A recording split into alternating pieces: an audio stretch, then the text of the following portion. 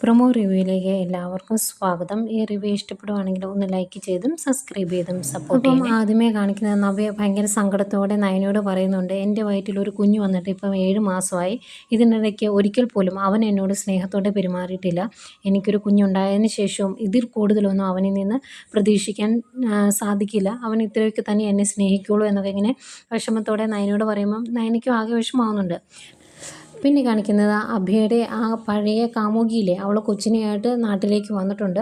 അപ്പം നാട്ടിൽ വന്നു കഴിയുമ്പോൾ എല്ലാവരും ചോദിക്കുമല്ലോ, വിവാഹം കഴിഞ്ഞത് എപ്പോഴാണ്, കുട്ടിയുടെ അച്ഛൻ ആരാ എന്നൊക്കെ ചോദിക്കുമല്ലോ. ആ ചോദ്യങ്ങൾക്കൊന്നും മറുപടി കൊടുക്കാൻ പറ്റില്ലാത്തതുകൊണ്ട് തന്നെ അവൾ അവളുടെ സ്വന്തം വീട്ടിലോട്ട് പോകുന്നില്ല, വാടക വീട്ടിലാണ് നിൽക്കാൻ പോകുന്നത് എന്നൊക്കെ അഭിയോട് വിളിച്ച് പറയുന്നുണ്ട്. ഇതെല്ലാം കേട്ട് കഴിയുമ്പം അഭി എന്തൊക്കെയോ നുണകൾ പറഞ്ഞുകൊണ്ട് നവ്യയുടെ അടുത്ത് ചെല്ലുന്നുണ്ട്. മിക്കവാറും അവിടുന്ന് മുങ്ങാനുള്ള എന്തെങ്കിലും പ്ലാൻ ആയിരിക്കും. അന്നേരം നവ്യ പറയുന്നുണ്ട്, നീ പറഞ്ഞത് സത്യസന്ധമായിട്ടാണ് എങ്കിൽ ഈശ്വരൻ നിൻ്റെ കൂടെ ഉണ്ടാവും, അല്ലെങ്കിൽ ഉറപ്പായിട്ടും നിന്നെ ഈശ്വരൻ ശിക്ഷിക്കും, നീ നോക്കിയോടാ എന്ന് നവ്യ അഭിയോട് പറയുന്നുണ്ട്.